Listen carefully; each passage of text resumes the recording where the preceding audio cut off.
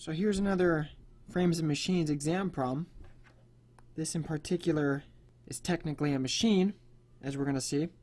But again, it's a name only. It doesn't really matter. Our thought process, our problem-solving process is the exact same.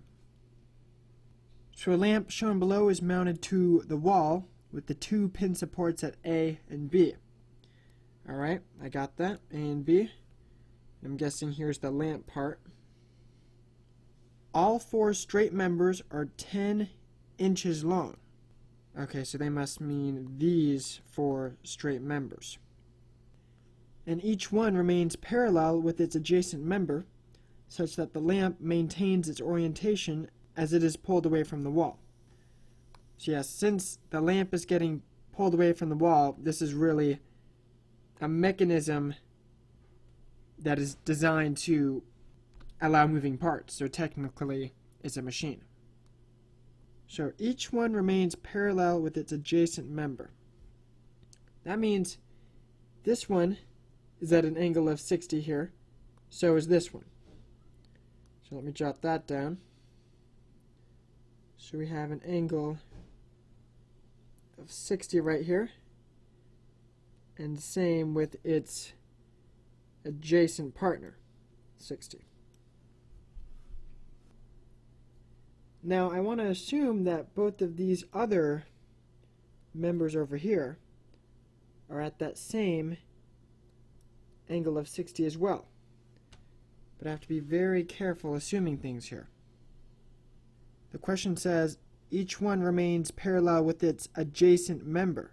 That just means that the direction of these two are the same and the directions of these two are the same, but it doesn't technically state that they're all the same. To figure out the angles of this pair, I need some information such that I can construct some sort of right triangle here to figure out this angle. So let's see what we can do with that. If I go a horizontal distance from B to F here, and then I go another horizontal distance from F to G, and that will be given by 2. So I know this is 2 from F to G. Then I can go from G to this pin joint right here. And if I know this number, and I know the length of this hypotenuse here, which I know to be 10, then I can really calculate this angle and verify that it is indeed 60. So let's run through this plan here. I can calculate this because I know that this hypotenuse is 10. So 10 times cosine of 60 will allow me to calculate this adjacent. And that will equal 5 inches. Like I said earlier, this one is 2. Actually, now I think this strategy won't work. If I knew this big distance, then I could calculate this number. And if I knew that number, then I could set up my trig statement. My adjacent over the hypotenuse of 10 will equal the cosine of that angle we're trying to get. But I don't know this, and I don't know this, so that won't really work. I'm reading forward a little bit, and I run into the sentence, pins A and K are at the same elevation. And B and L are at the same elevation as well. If these guys are at the same elevation, and their top pins are at the same elevation as well, as we can see, they're marked by the same dimension. That means they all have the same adjacent side, and of course they all have the same hypotenuse. So I think that really should mean they're going to have all the same angles. So I think it's safe to assume that they're all directed at that angle of 60 degrees. So I'm going to draw that in. Okay, back to reading the problem. We were right here. the two identical springs are attached to the midpoints of the members BCF and GJL. Okay, if they're attached at the midpoints, that means they're attached at a distance of 5 away. Make sure I get that in there. The springs are attached such that they have the same stretched length. Therefore, the forces in the springs are the same. Okay, that's nice. Yeah, and pins A and K and B and L are at the same elevation like we already discussed. And the applied force and the trapezoidal distributed load keep the lamp in equilibrium. So, I don't know about the applied force and distributed load. I only see this distributed load here, so that's a little confusing. But I'll just pretend like this was a typo. There is no applied force. I mean, this load is the applied force, maybe. We'll just keep going. Alright, so part A. What is the single equivalent force that can represent the trapezoidal distributed load, and where is it located in reference to the bottom of the lamp? Okay, so the easiest way to go through this is we can split this load up into two distributed loadings. A rectangular one, marked in purple, and a triangular one, marked in green. So the purple one, the equivalent force that represents this total purple loading, is going to be acting right through the center of the rectangle. And the area of that rectangle can be used to calculate the magnitude of that force. We have a height of 0.5 pounds per inches. Note the units. Sometimes teachers may try to trick you on the units, but it looks like all of our units here are in inches, so we can safely do 0.5 times this 5 right here to make a 2.5. That would be in pounds. So this 2.5 here is going to act at half the distance of the base of this rectangle, which itself will be 2.5 inches. Now the triangular load will act over here. 1/3 the total length away from the big end, or you could measure it as 2/3 of the total length as measured from the small end of that triangle. So because we want everything located in reference to the bottom of the lamp, I'm just going to use the statement that we are 2/3 the length of that total 5 away from the bottom of this triangle. And actually, I could draw this triangle better so that you really see how the green extends all the way down to this point. So this distance right here is going to be 2/3 of the total length. Total length is 5, so 2/3 of 5, which is 3.3, repeating. So on the free body diagram that I'm setting up, that would be placed around here. I don't want to put it past this 4 here. This is 4, and we just found it to be 3.3, so I'm going to be below that red line. It's always a good habit to make your pictures as accurate as possible. And that distance is 3.3 repeating. And this total green force will be the area of the triangle.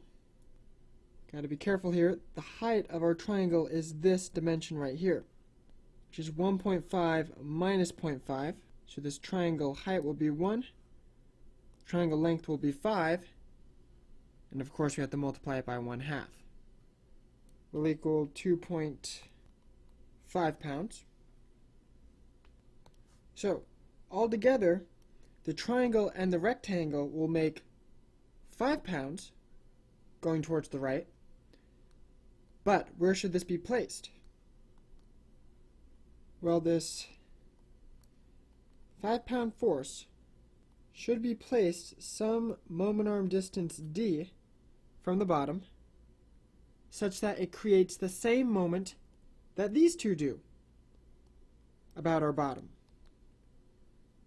So 5 times its moment arm distance d that we want to find will equal the moment of our green, which will be our force times its distance of 3.3, plus the moment of the purple, which will be 2.5, times its own moment arm of 2.5 inches.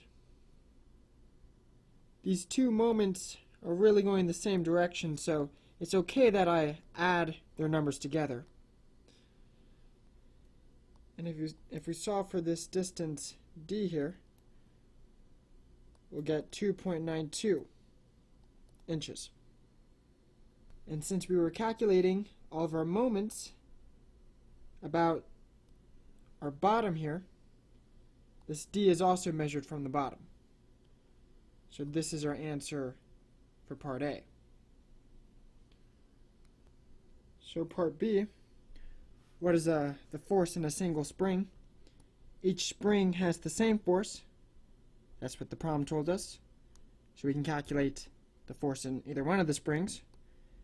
Let's target this one just because we're right here and we're pretty close to calculating it.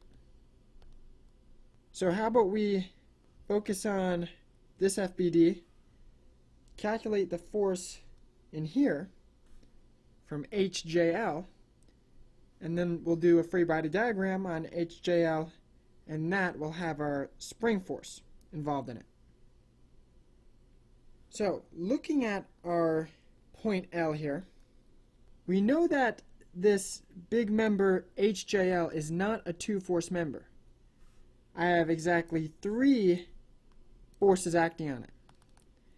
And because of this, I can't say that the force will be either this way or this way. I really don't know what direction that force will be in, so all I can really say is that that force from the other member is going to be having some x component and some y component, which I'll assume left and up,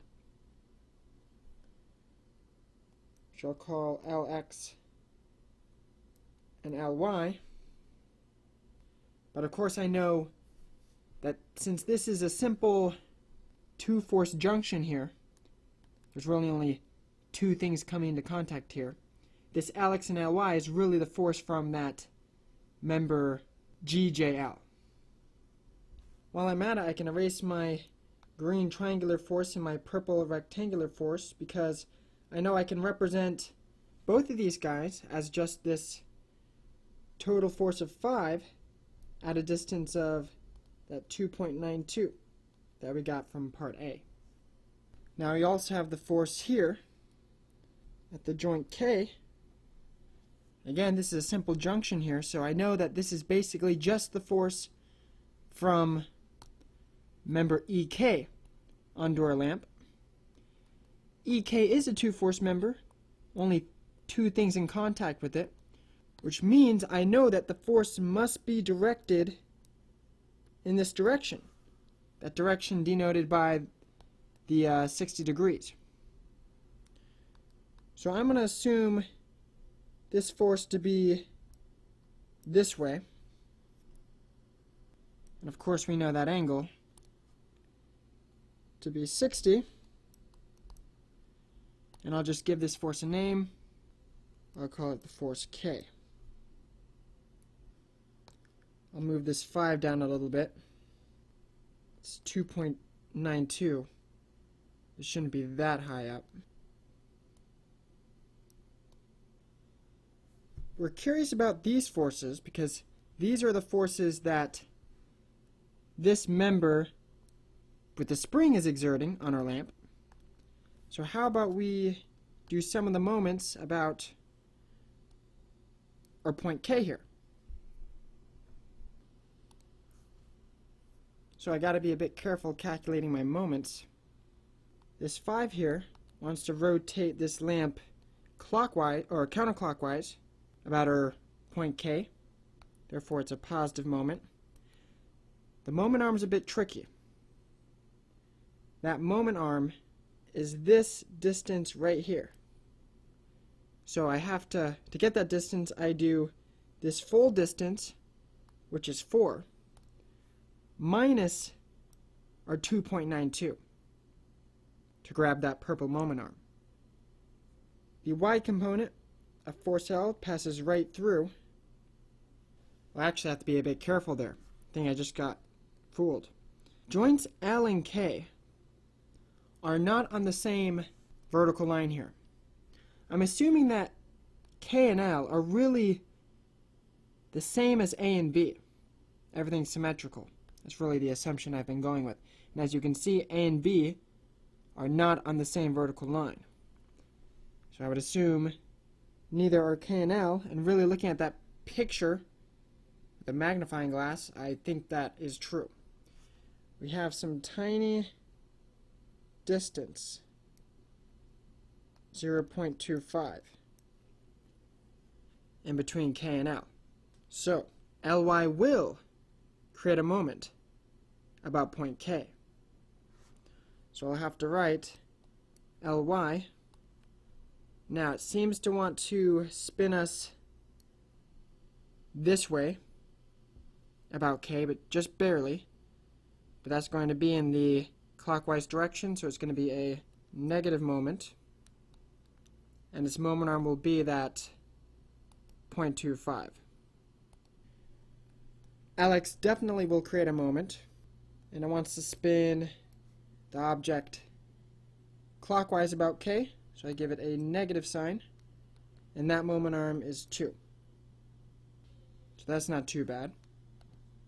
The problem is, though, that I have 2 unknowns in this equation, so I can't get anything from it immediately. So now I'm kind of nervous. Are there too many unknowns here? Well, this is one unknown, this is one unknown, but this K here is just one unknown. Its 2 components will be K cosine of 60 and K sine of 60, but both those components are just in terms of the unknown K. So just one unknown here. So I should be able to do this using all 3 of my equations, some forces x, y, and some moments. So I'll write my some forces x, y equations, and we'll have to combine everything. So summing my forces in the x, I'll have the x component of K going in the negative x direction. I'll have Lx going in the negative direction. And I'll have that 5 going in the positive direction. And for some forces y, I'll have the y component of K. Remember, it acts at this point. And I'll have Ly, which I assumed to act up.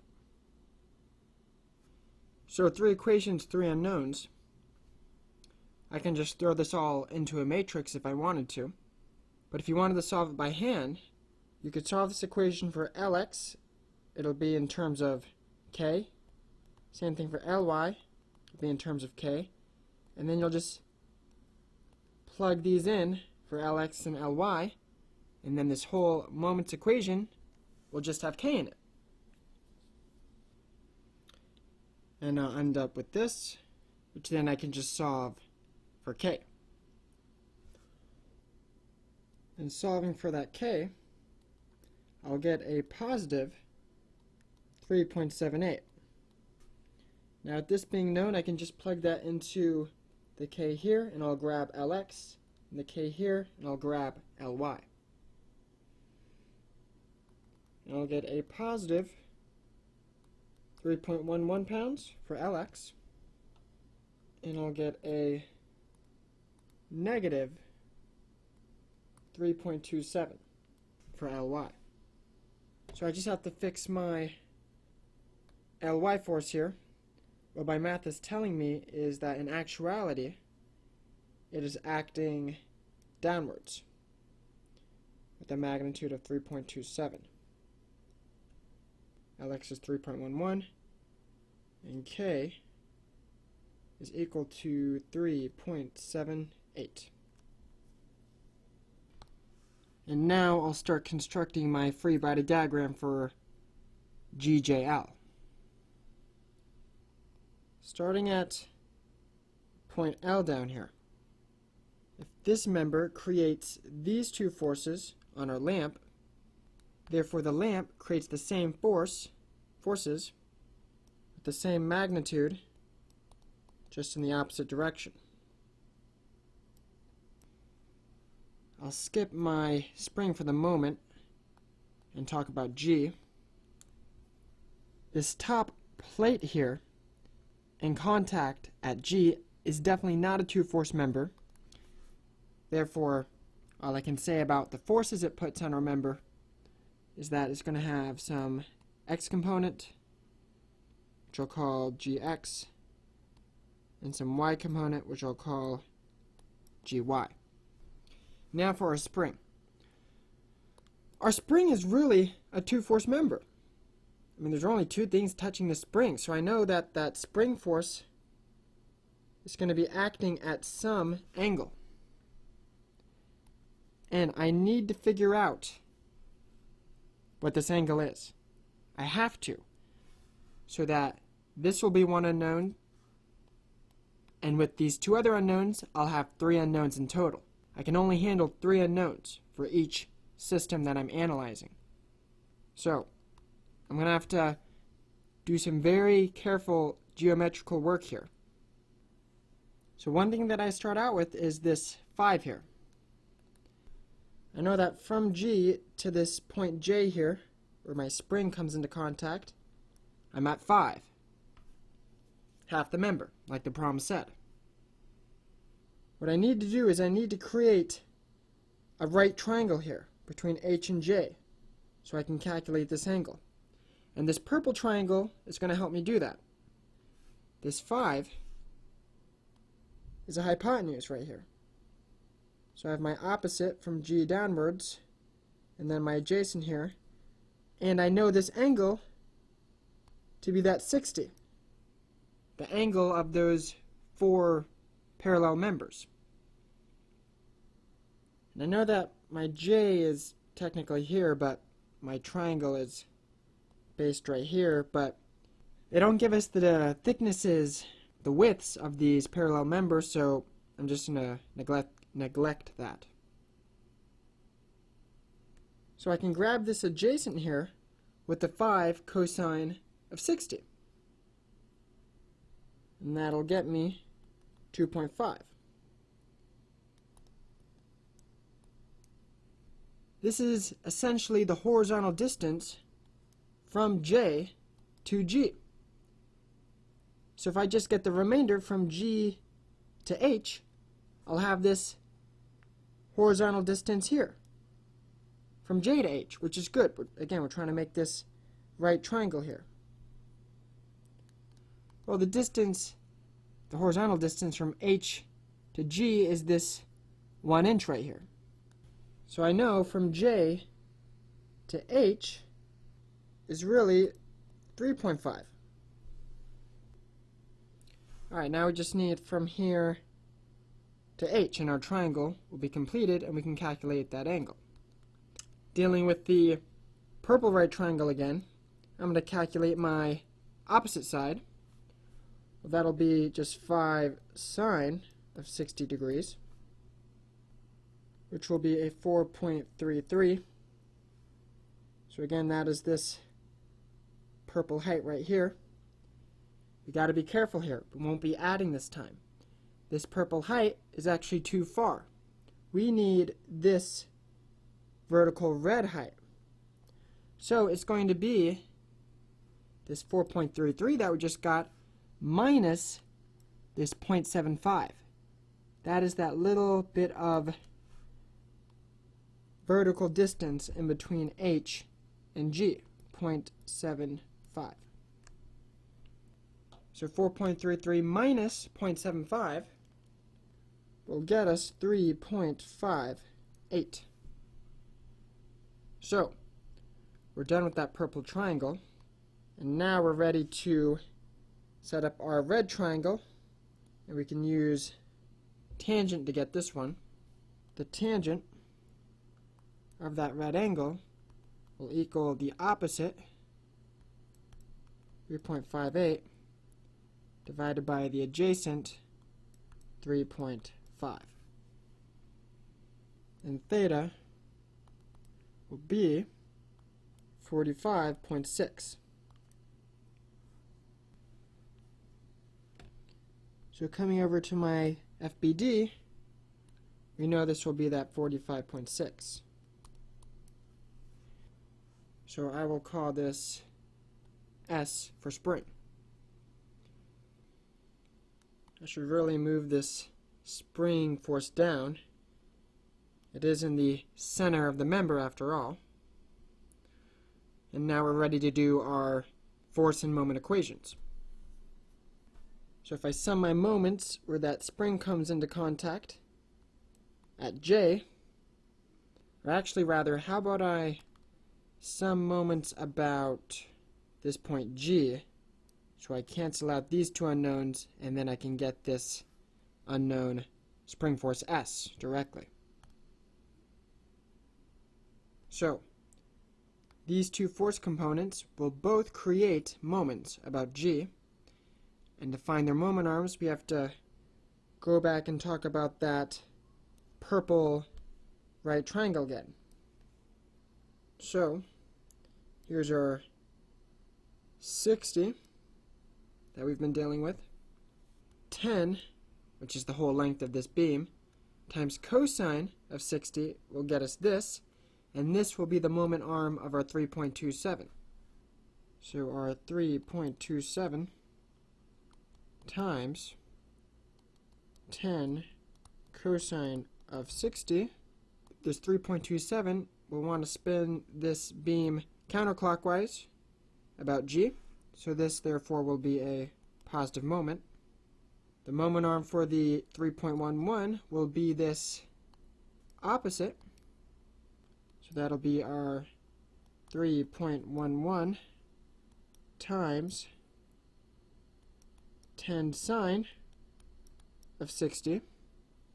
This force wants to spin this beam this way, which is also counterclockwise about G, so another positive moment. Our spring force S definitely will create a moment, so I'll split that up into its components. We'll have an S cosine of 45.6. And to find moment arms for this, we'll need to create this right triangle, whose hypotenuse is 5, because remember that spring is located at the midpoint of this beam. So S cosine of 45.6 picks up our component here, that x component. Moment arm will be this opposite side, so times 5 sine of 60. For the direction, this force wants to spin us clockwise about G, so this will be a negative moment. Of course, we have the vertical component of force S. That'll be S times the sine of that 45.6. Now we have to be careful. This force here, of course, is not being applied in empty air all the way out here. We just draw that right triangle to help us do the trig to figure out the values of the components. This vertical force, of course, will actually be applied right here, which makes its moment arm this adjacent right here. So that force component will be multiplied by 5 cosine of 60. And this vertical force wants to spin us counterclockwise about G. Counterclockwise is a positive moment. And the sum of all these moments will equal 0. In calculating S, we'll get 34.8. It's a big number, compared to the other ones. But don't forget, these two forces here have a huge moment arm. Pretty much, their moment arm is almost going to be that entire beam length of 10. And if you think about the moment arm of that S force as a whole, that's going to be a pretty small distance. So that our spring force must be very, very strong to beat the moment of these guys with such a small moment arm. And I got a positive 34.8, so my assumption of the direction was correct. So now I can do some forces X and Y to grab these two. So here's our sum forces in the Y direction. And we'll calculate GY to be a positive 28.1. So it looks like it's actually acting downwards like I assumed. And here are some forces in the X. Just make sure you're okay with that. And solving for GX, we'll get a negative 21.2. So I'll go ahead and change my direction. So during the course of all this, we found out our spring force was 34.8. So 34.8 pounds is our answer for part B. Now part C, the reactions at pins D, here's D, and F, here's F. So it looks like we're going to have to examine this whole thing as a free body diagram. So I do a quick scan and see how many unknowns I'm going to have. Up here at E, E is really going to be the force from our member EK. And we actually already know the force in that member EK because we analyzed its effect on the lamp. So 3.78, this is not an unknown. Well, the member we just analyzed touches this top plate at G. Well, we know the two force reactions there, so we can just use Newton's third law to see how they act on that top plate. So that is also not an unknown at G. At H, the two springs are coming into contact. The two springs have equal force, so therefore we know the force in both of them, and this is not an unknown. At F, we're going to have the force from this long member BCF. Now this member is not a two-force member. So I know that all we can say is that it puts two components on this plate. So that's going to be two unknowns right there. And at D, we have the two-force member AD pushing on it. Since it's a two-force member, we know the direction of that force. It's going to be on that line of 60 degrees, and therefore this is just one unknown. 3 unknowns in all. That's looking good. We can handle 3 unknowns. So we can directly analyze this top plate, and we'll run our math, and we'll get numbers. So looking at this plate, we know that each one of our springs is going to be connecting here. Because of our geometry work over here, we know that these two angles here are that 45.6. Therefore, because of geometry, we know that the angle here, both of these are going to be that 45.6 as well. Both of these are going to be 34.8. And that is all at point H. Then we have point G over here. At point G, we have the force from this member.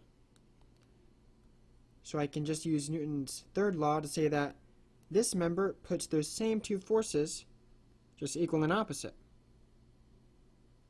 One's going to be a 28.1 going up, and the other is going to be a 21.2 going to the left. Up here, we have a point E, and this member is coming to contact there. Now this member is a 2-force member, and we know that this 2-force member puts this force on our lamp. So doing a quick Newton's third law, if I draw out that member real quick, I know that that lamp is going to put a 3.78 down like this, and therefore, for this thing to be in equilibrium, we need a 3.78 going diagonally up like this. Therefore, this member EK is in tension. Doing Newton's third law one more time, this plate is the one that is putting this 3.78 on that member. Therefore, in turn, the member must be putting that 3.78 down diagonal like this. And we know the direction too. Remember, this 3.78, this line of action here is the same line of member EK. So this angle right here is going to be a 60, and drawing another horizontal line, this will be 60 as well. So these two are those alternate interior angles. I'm just going to use this one because that angle is the one at the tail of that force vector. Just makes it easier for me to see the components. Looking over to the left side of this plate, we have a point F. And like we discussed, all we can say is that we're going to have 2 force components from that 3-force member BCF, and I'll assume them to be right and up. And lastly, up at point D, the force from the 2-force member AD is going to be there.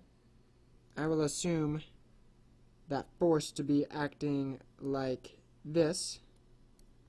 And again, because this is the force from the 2-force member AD, this line of action is the same line of action of that member itself. And I know that the angle between the horizontal and the line of that member is this 60. So essentially I know the angle of the force. And I'll just call this force D, although of course I recognize it as the also being the force from member AD, as well as the force from pin D. Again, only 2 things in contact at this intersection D, so no crazy analysis needed. So our 3 unknowns are Fx, Fy, and D, and now we can do our sum forces X and Y. I can just do some of the moments about point F, and that will allow me to get D. Alright, so that's what we'll do. So I'll consider first the moment that D produces about F. Of course, I can split up this D into a X component, which will be D cosine of 60. Its moment arm will be this distance right here. The distance, the horizontal or the vertical distance from D to F. And looking at my main picture, I see that's going to be this 2 right here. It looks like this force will want to spin us clockwise about F, so therefore that will be a negative moment. D will have a Y component, D sine of 60. Now that I got that, I'm going to make sure I realize that it's actually applied at this point D. The moment arm will be this distance, the horizontal distance in between D and F. Looks like that will be this tiny 0.25. It looks like this force want to barely spin us in the clockwise direction as well. Looking at our 3.78 next, its X component will be here, 3.78 cosine of 60. its moment arm will be this one right here, the vertical distance between E and G, which is again that same 2. And that force wants to spin us clockwise about F, so a negative moment. The vertical component will be 3.78 sine of 60 and will act here, which will make a moment arm of this, the horizontal distance in between F and E. So we'll pick that out. That's going to be this 1, and this 0.25. So 2.25. And this force wants to spin us again clockwise. Now for G, F and G are on the same horizontal line, which means the 21.2 here will create no moment, no rotational effect about F. It'll only be the 28.1. And that moment arm will just be the horizontal distance in between F and G. So that'll be 28.1, and that horizontal distance in between F and G looks to be just this 2 here. As for the direction, it looks like this wants to spin us this way about F, and that will be counterclockwise. That will be a positive moment. Now for our springs. There's some symmetry here. They're both the same force and the same direction. I really know that both of their horizontal components will really cancel each other out. Same force and same moment arm for both of these horizontal components, opposite directions. Their moments will cancel. I'm not even going to worry about them. The vertical component, the 34.8 sine at 45.6, that will create a moment. Here's its line of action. Therefore, here is its moment arm. And it looks like that is just going to be our 1 here. Of course, there's 2 of these components. So I'm going to times this whole thing by an additional 2 here for the 2 springs. And both look like they want to spin this member this way in the clockwise direction about F. So another negative moment. And I think we've gotten everything there. So the sum of all these moments will equal 0. And we'll solve for D here. So when I calculate D, I get a negative 3.84. So D is actually acting downwards. And now we can do our sum forces X and sum forces Y. So we have the X component of our 3.84 that's going negative. Fx I've assumed to be positive. Again, the 2 X components of our 2 spring forces cancel each other out, so I don't even write them down. I got a 21.2 acting to the left negative, and I have the X component of the 3.78 in the positive. And for Fx, we'll calculate a positive 21.2. Alright, now for our Y's. So I'll have my negative Y component from my 3.84, my Fy going up. I'm going to have 2 of these Y components of these springs going downwards, so we have 34.8 sine 45.6 times by 2. We have a 28.1 pushing up here, and I have the Y component of the 3.78 going downwards. In calculating for Fy, we'll get that is equal to a positive 28.2. So it is indeed acting upwards. So there are our answers. Pin reactions at D is going to be a 3.84. And you can split that into an X and a Y using this 60-degree angle no problem, which will be a 1.92 acting to the left. That Y component of D will be a 3.33 acting downwards. And of course we have the Y and X components of F. And all of these are forces, all of their units would be pounds. So, definitely a long problem.